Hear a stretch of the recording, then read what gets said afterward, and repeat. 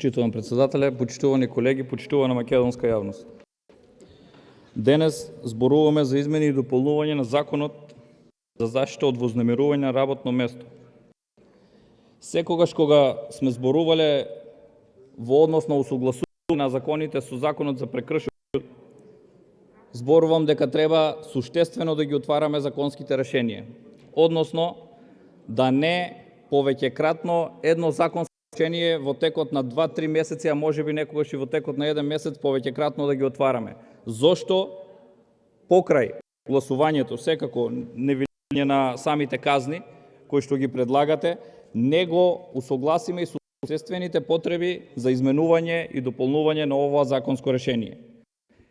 И се доведуваме во ситуација секогаш да одиме по скратена постапка, бидејќи се изменува само одредена, несуштествена според вас одредба, а јас ќе кажам дека секогаш покрај несуштественото ставате во одредена замка и за суштествени промени.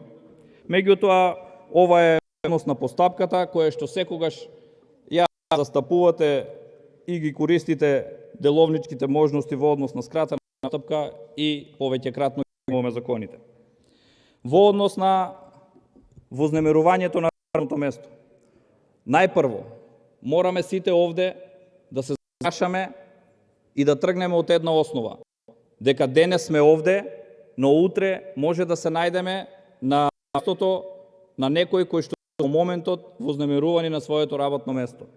Затоа мораме да создадеме системски услови да секој еден вработен, дали во приватниот или во јавниот сектор, да биде соодветно заштитен.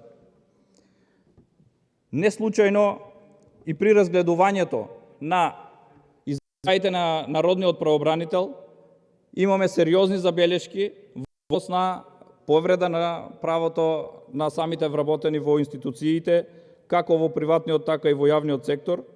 И впрочем, да се надеваме дека во наредниот извештај кој што прва ќе го разгледуваме, има некое подобрување, бидејќи самиот поранешен народен правобранител за 2019 година потенцира дека имаме сериозни повреди на човековите права, односно сериозни повреди на работното место и вознемирување на работното место на поедини работени во најразлични институции. Истото го цитирам и вели вака: ова година има енормно големување од над 50% на бројот на поплаки за дискриминација или поточно за вознемирување на работно место поради разни основи. Граѓаните и годинава најмногу се жалеа на работата на судската власт, вели главниот правобранител. Овде ми е и поентата каде што сакам да отвориме тема за размислување за нареден период, да можеме да ги измениме системски сите законски решенија кои ги заштитуваат вработените од вознемирување на работното место. Ова, што цитирав од народниот правобранител, провлекува многу системски недостатоци во функционирањето на системот на државата. Имено, при вознемирување на работното место, кое што знае дека во закон се во различни форми и дефиниции почнува да се воведува уште во 2009 година, потоа во 2013 и за денес да го имаме ова законско решение и овие измени и дополнувања. Ако за вознемирување на работното место еден работник треба да се обрати до суд, односно да поведе судска постапка, има неколку видови на тужби кои што треба да ги застапува. Односно, шареноликоста во судската заштита на овие права доведува до дестимулирање на секој еден вработен да се носи со лавините во судските постапки за заштита на своите права.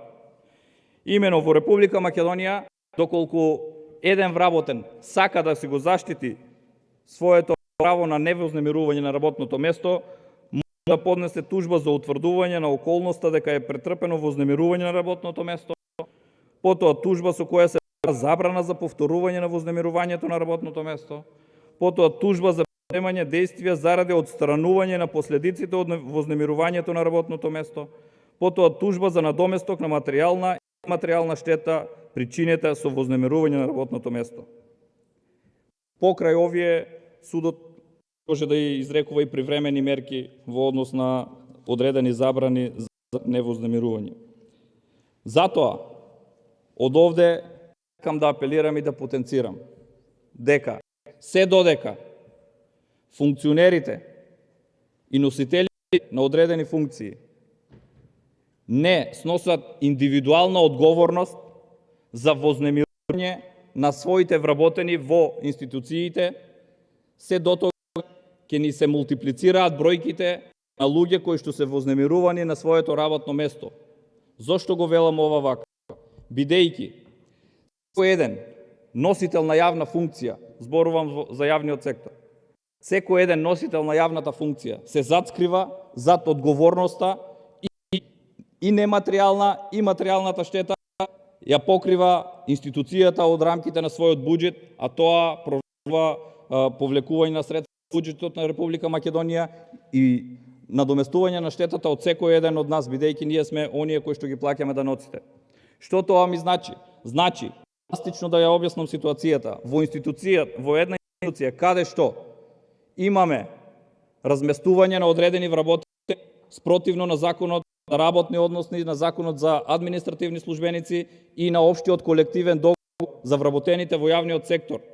Покрај сите голготи кои што ги поминува вработениот од жалба до Агенцијата за администрација и сите пропратни тужби кои што следуваат во суд во граѓанска постапка, согласно законот за гранична постапка, при донесување на правосилна пресуда и утврдување на повреда на ова право и надоместување на штета, согласно друга тужба и донесување на пресуда за утврдување на материјална и нематеријална штета, зборуваме за воспоставена судска пресуда. Врз основа на правосилни пресуди имаме во една институција едно исто раководно лице, кое што за еден вработен добило правосилна судска пресуда дека врши мобинг или вознемирување на работно место или му е повредено правото од самиот договор за вработување во оваа институција. Истото раководно лице посегнува за иста состојба, за исто работно место, за друг вработен, да го разделува во град или во друга институција оддалечено повеќе од 50 км, што е спротивно на овие закони кои што ги цитирав. Тоа значи дека тоа лице, односно раководно лице, свесно врши мобинг и вознемирување на работното место, а со тоа истото кршува претходно наведените законски одредби. Ако во првиот случај секој еден од нас работејќи може да се доведе во погрешно толкување на една или на друга одредба, веќе во втората постапка имаме воспоставено судска пракса која што мора истиот да ја почитува и не може да се затскрие зад фактот дека можеби погрешно ја толкувал одредбата во првиот. Истото лице посегнува втор пат и второто надоместување на штета кои што се предизвикуваат огромни трошоци, како судски за адвокатски трошоци, трошоци за патување, како и самите материјални и нематеријални трошоци кои произлегуваат, лицето ги наплати од институцијата. Поентата ми е да ја оттргнеме колективната затскривање за колективните одлуки на носителите на функциите и да се воспостави индивидуална одговорност за вакви случаи, со што самите одговорни лица ќе бидат итекако заинтересирани да не ги повредуваат правата на вработените и да не ги вознемируваат на работното место, се со цел да не сите од свој џеб ги надоместуваат сите овие трошоци кои што се предизвикани од постапките во институцијата која што работат. Согласно овие правосилни пресуди, доколку некој има голем број на пресуди кои што се одбиваат или на некој друг начин се отфрлаат. Од самиот Евросуд за човекови права имаме драстично зголемување на пресудите во однос на овие права на граѓаните, а сето тоа паѓа пак на буџетот на Република Македонија. Затоа, почитувани, од овде повикувам да направиме системски решенија со кои што ќе ги заштитиме сите вработени, бидејќи ако денес е еден вработен, утре можеби ќе бидам јас, можеби ќе биде, може да биде секој еден од нас овде седи.